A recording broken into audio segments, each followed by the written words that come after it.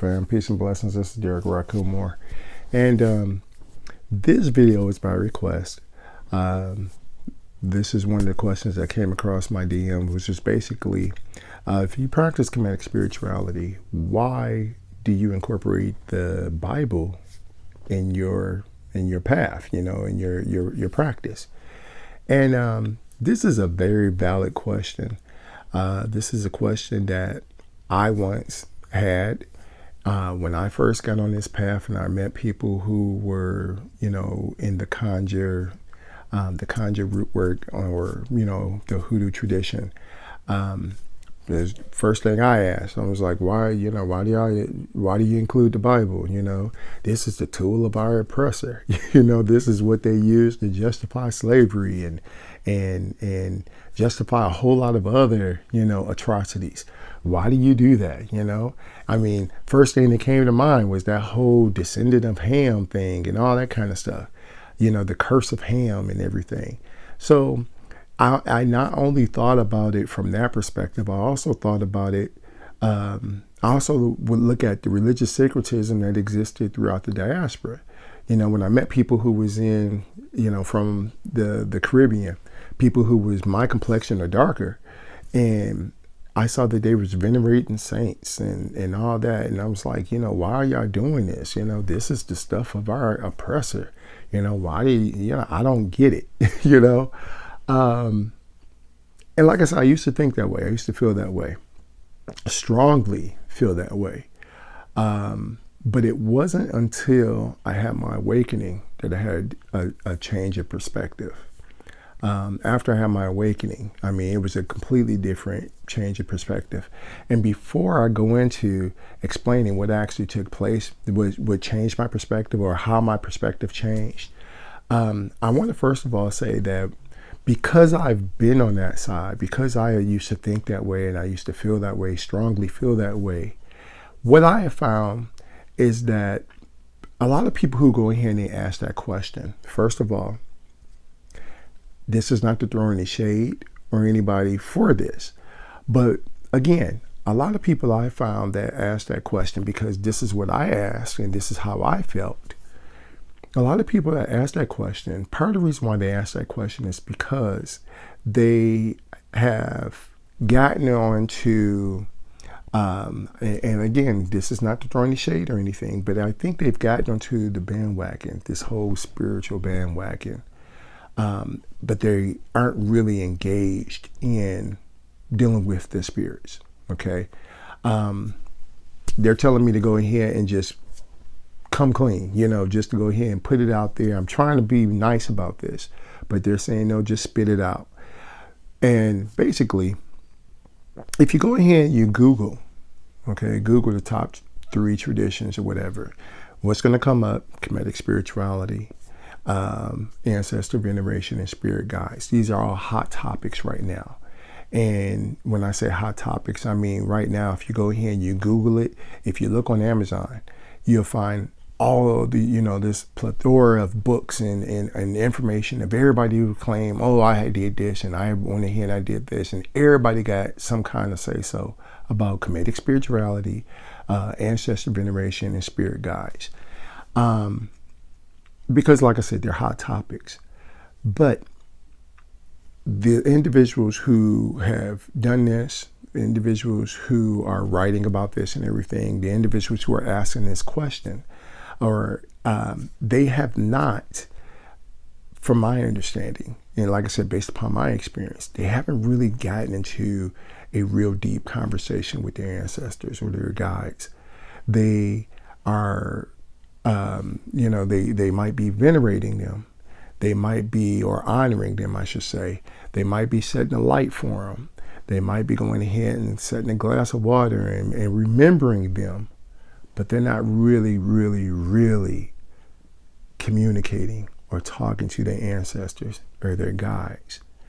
Because if they were, they could have asked their guides this, okay? And again, this is not to throw shade or anything. I'm just stating the facts, okay? They wouldn't have they would have asked their guys, would have asked their ancestors, and their ancestors or their guys would have went ahead and told them, this is the reason why we do this. Okay? Now, I'm saying all that because it's not necessary that you go ahead and you use the Bible. Or use the Bible or any iconic, I don't want to say iconic, but any icon or symbol from Christianity or any religion for that matter. I mean, it's up to you. It's whatever works for you. But for me, I go ahead and I do this mainly because when I had my awakening, after I came out of it, my ancestors went ahead, my ancestors and guys, they went ahead and they pointed me in a direction. They was like, go here, look at this. You need to see this right here. Okay. And the first thing they showed me was about they showed me that the Portuguese, when the Portuguese arrived on the shores of the Congo Kingdom, okay, when they arrived on the shores of the Congo Kingdom, a couple of years after being there, a few years, whatever the case may be, the Congo people, the Congo king, converted to Christianity, okay, converted to Christianity, changed his name to King Zhao, okay. After he converted to Christianity, passed the throne on to, he dies and he passed the throne on to his son, okay. The son's name, I believe, is King Alfonso. King Alfonso goes ahead and he's challenged for the throne by his stepbrother. And this causes a civil war between the two, all right?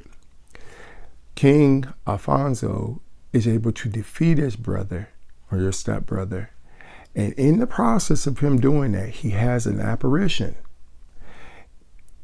And he sees the Virgin Mary and St. James.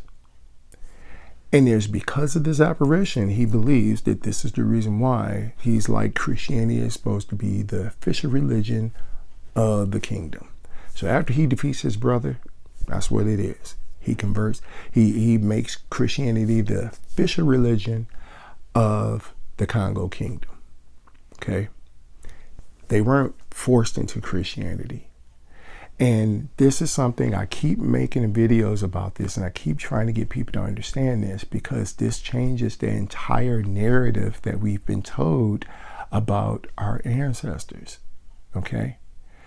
Now, when you understand that and you keep that in mind, all right, you keep in mind that our ancestors from the Congo region, they converted to Christianity. They weren't forced into it. They converted to it. All right. It also brings to mind that, first of all, okay, so there was a civil war. So the people who basically did not want to convert, or the people who opposed King Alfonso, what do you think happened to them? You're right. You guessed it. They was the first Africans that was brought over here to the Americas, okay, as prisoners of war. Okay. So, like I said, this changes the entire perspective. And this is the reason why you'll see Brazil, Cuba, Haiti. Brazil, Cuba, Haiti. What is it? South of Mexico, other parts of South America, Central America, even North America. First Africans that arrived here came from the Congo and Golden region. First Africans that came here that was brought to the Americas, okay, either were Christian or familiar with Christianity, or, got to throw in that third option, or they hated Christianity, hated it big time because they were opposed to it. Whatever the case, they're familiar with it. They understand this. Again, that changes the narrative, because this whole idea that we was forced into Christianity, that our ancestors were forced into Christianity, is a myth. Okay? It's a myth. Now, that's not to say that there weren't some missionaries or there weren't some Europeans who was trying to go ahead and make people Christians, make African Christians, or, try to force it on them. That's not to say that that didn't exist. But this whole idea that they went ahead, that the Europeans just went over there and they just, forced Africans into Christianity, that's a myth. Okay. It happened for maybe a few, but not for the vast majority. The vast majority, it did not take place. The first Africans that arrived here, they knew about it because they converted to it. Okay. Now, when you go ahead and you take that in consideration and you think and you look at that, okay, go read the history of this and you see, okay, so the first Africans or the Congo people, they converted to Christianity. The question that we should be asking then is why? Why did they convert to Christianity? Okay, that's the question that we should be asking. And when I asked that question, what I found out was, okay, I'm led to the King of the Congo. Okay, I'm led to that. I'm led to see the Congo cross. But the other thing that I'm led to see, the other thing that they showed me was the actual Congo, the old Congo belief system.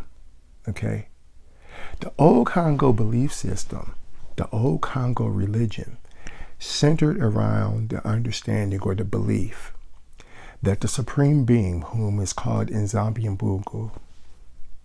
Nzambi goes ahead and makes humanity or makes man in his image. But due to man's, what do we call it? Man's misuse of his power, okay? Due to man's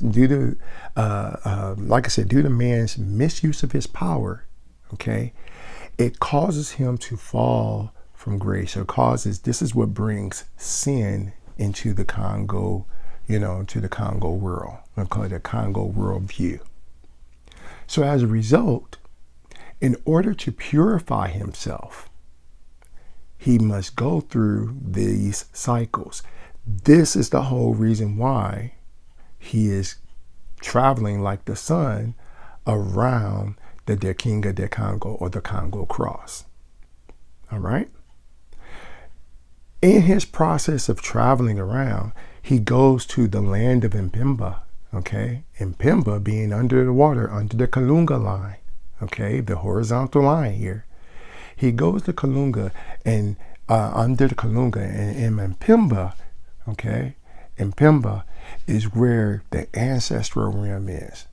This is where he's purified.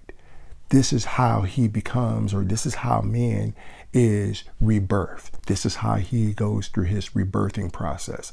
So he goes through the whole, he travels or goes through each moment of the sun in order for him to be reborn. What brings him, or what causes his fall, is his sin. So as you can see, when you kind of understand this, and I'm paraphrasing, I'm going ahead and I'm excited about this, but I'm paraphrasing it and putting things together and all that, because what I'm trying to get you to understand is this. You can clearly see, if you understand the old Congo religion, why they converted to Christianity. Okay? Because Christianity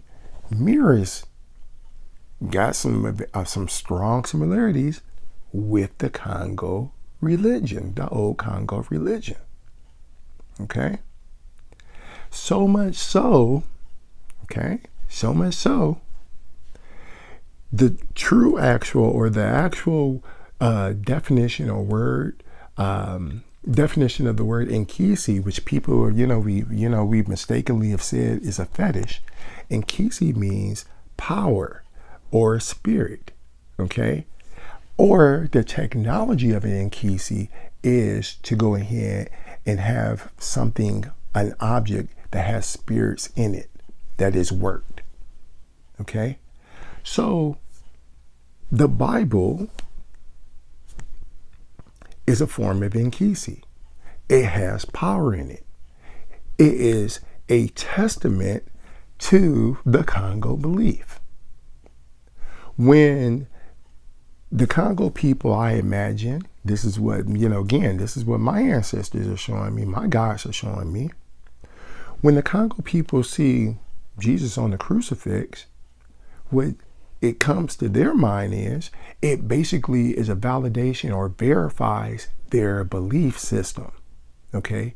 Jesus is not looked upon as being the savior of humanity. Jesus is looked upon from this perspective as being their resurrected ancestor. Not the Kongo people, but Europeans. This is the Europeans' resurrected ancestor. He's been purified. Okay? He sits, or he's laying on the cross. Okay? The King of the Congo. All right? So much so. Okay? So much so. When you see these Africans, the first Africans that are brought over here, okay, brought to the Americas, the first Africans that arrived here in North America come from the Congo and Golden region, okay? There's a museum over in Virginia. They got a museum. They believe it's in Old Jamestown, okay? In this museum, they have a rosary. And on the rosary is Queen Nzinga. Okay? I've stated this before. I've talked about this before. Okay? And I've tried my best to take a picture, and they was like, you can't do that. Okay? But there's a rosary of Queen Nzinga.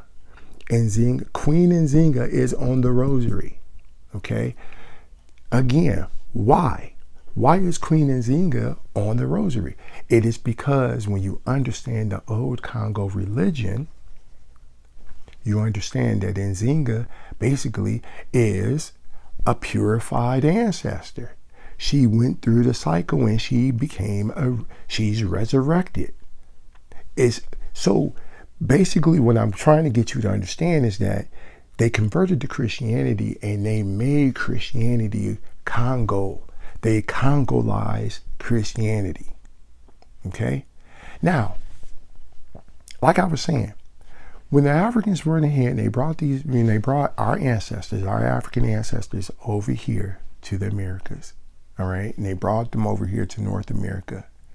All right? There were a few missionaries. There was a few of them that tried to go ahead and do that whole conversion process and all that kind of stuff. They tried to go ahead and force Christianity. No, they tried to they tried to convert the Africans to Christianity. But all that came to a halt when they started baptizing them. And the first thing the Africans started doing, okay, they said, no, the Africans went ahead and our enslaved ancestors were like, okay, well, now I'm free. I'm free from slavery. I'm free from this. And when they did that, plantation owners was like, nah, we good. We ain't doing that. We're not doing that because they actually came out with laws saying, don't do this. Don't convert any of the enslaved people into Christianity because of this. Because this is what it's resulting in. This is how they interpreted it. Where did that interpretation come from? The Congo. Okay? That's where the interpretation came from. That's the reason why they were doing that. All right? Now, Second Great Awakening in this country. Okay? Second Great Awakening. They went ahead and they did almost a similar type of thing.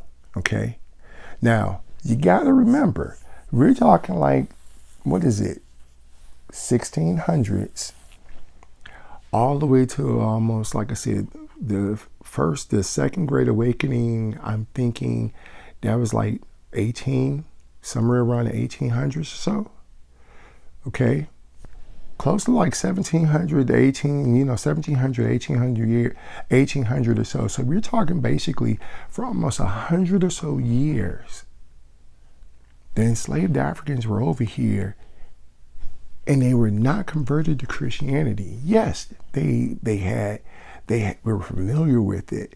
Yes, they had some dealing with it. Yes, there was people who was trying their best to convert them and all that kind of stuff. But for the most part, majority of them did not convert to Christianity until the Second Great Awakening. Okay? And the reason why was because, like I said, they were the landowners, the slave owners was fearful of them using this as a form of rebellion.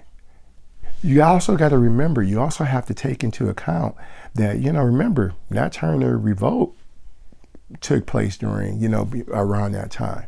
They already saw what happened in Haiti. They already saw, they also was familiar with Denmark Vesey, the whole Gabriel Prosser. They was familiar with this. So they weren't trying to go ahead and force people to become Christians. They tried to, if anything, what happened was they tried to go ahead and use Christianity and use a lot of the verses and all that kind of stuff. They tried to use it to justify aspects of Christianity. Okay? They tried to use it. They twisted it and perverted it in order to go ahead and justify slavery. Okay? In fact, Frederick Douglass talks about that. Frederick Douglass talks about in his narrative, all right, he talks about how he was fond of Christianity, but he couldn't stand hypocrisy. Couldn't stand the hypocrisy that the white people was using to go ahead and justify slavery and everything else. Okay? So, back to the original question. Okay? Why am I using the Bible in my practice? It's because I understand the history of it. I understand that, okay, there are people who went ahead and they used the Bible just like the people use the Bible now to justify and verify whatever they want to justify, okay? But that's not how my ancestors, our Angolan ancestors, used it, okay? Our ancestors understood it to be a power, and that's how they viewed it. And I'm not just talking about, they viewed it as it was a book of spells like some people are saying. No. That's not what I'm saying, okay? What I'm saying is that our ancestors went ahead and they saw it as being a testament to their belief system, okay? That's the reason why, and when you understand this whole thing about the Kongo cross, when you understand this whole thing and about, death and rebirth, when you understand that, if you go back and you look at the Psalms, if you read the Psalms, okay, from an objective perspective, when you read the Psalms, you'll see that whoever wrote the Psalms, they always say it's David, but whoever wrote them, you'll see that when you read the Psalms, it starts off by talking about how things are bad and what do you call it? Things are bad, it's grim, this is what's happening, blah, blah, blah, blah, blah. But by the time you go in here and you read to the middle and then read to the end, you already, you get a sense of hope, okay? So they understood that.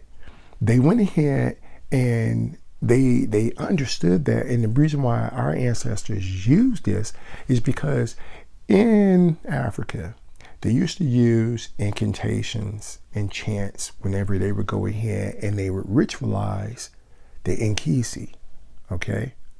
To go ahead and activate that spiritual power and make that An Nkisis do what it needed to do for them.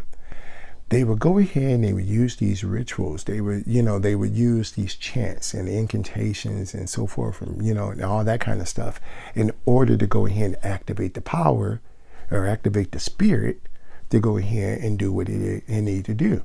Heal the heal an individual with smallpox, help a woman deliver a child, help her during the pregnancy, help the infidelity and all this kind of stuff. That's what they was using it for. Okay, that's how they activated the An Nkisis. All right. But here, lo and behold, here they're brought to North America, and now that they're brought to North America and everything, okay, they lose their language. What do they go back to? Oh, there's the Bible. We can use the Bible to go ahead and do that same thing. Okay? That's the reason why the Bible is used. Okay? Our ancestors knew how to do it. They knew all about this.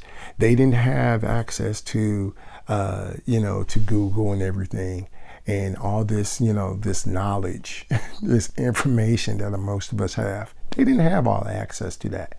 They used basically what worked. Okay? Now, part of the reason for going ahead and saying that, and part of the reason for also, doing that, the thing you also have to keep in mind, the one thing you also have to keep in mind is that when you're working with your ancestors, working with your spirits, okay, you got to understand, this is our folks. You know how our people are, all right? Our people don't know about the whole Kemetic thing. They didn't know about all that. Is that to say that none of them knew? Or maybe one or two people knew about it? Yeah, maybe they did. But in general, they didn't know about this. Okay? And I've mentioned this before. Part of the reason why I was able to go ahead and discover the Ma'ant cosmogram, which is basically the Kongo de Congo from a Kemetic perspective. Part of the reason why I was able to do that is because I was able to work with my ancestors, okay, who were familiar with the Kongo lexicon and theology and philosophy. And through them, I was able to meet a spirit guide or meet one of my guides that guided me to the whole Kemetic thing. Okay? So, what am I saying? What I'm saying is that the Bible basically, I hear your argument. I know your argument because I used to say I had the same, singing points and everything else in regards to it. Okay. So I know the argument about the whole thing regarding the Bible. But the reason why I go ahead and I use the Bible in my practice is because it does honor my ancestors. My ancestors are familiar with it. Okay, I don't have to go through. This whole thing of trying to explain to them and all that. Don't have to go through all that. They are familiar with it. They know how it works. They've used it, and because of that, this is honoring them. Okay, excuse me. It is something that they are familiar with. Right? Now, again, you don't have to do this. It's not necessary. But I think if you go ahead and if you humble yourself, put your ego to the side, you'll see what I mean by this. And that's what I find a lot of times. People who go in here and they say, oh, well, I'm not going to do this because of whatever reason. These are the same people who will go in here and say, okay, they try to serve their ancestors a vegan, pork chop. Okay. Because, hey, guess what? I'm vegan, I'm vegetarian. So, I'm not going to give my ancestors no pork because I don't like pork. Or I'm not going to give my ancestors no fried chicken because I don't believe in that. I ain't gonna give them that. Okay, get out your ego. Okay, that's the whole thing about spirituality. You got to get out your ego. Once you get out your ego, put your set to the side. You're gonna see what I'm talking about. All right, so. I hope that makes sense. I was trying to go ahead and make this real quick, okay? But like I said, I wanted to go ahead and get that out there because I wanted people to understand that's how it works, okay? And this is what I found that has worked. Again, you don't have to do this. You don't have to do any of that. But if you talk to your ancestors, if you're in tune with your ancestors, you talk to them and talk to your spirit guides, they'll tell you, they'll again, humble yourself, but they'll tell you what works and what doesn't work. Okay? If you got any comments, questions, or suggestions, like I said before, drop yourself or drop a line. Until next time, Hatzapu, peace.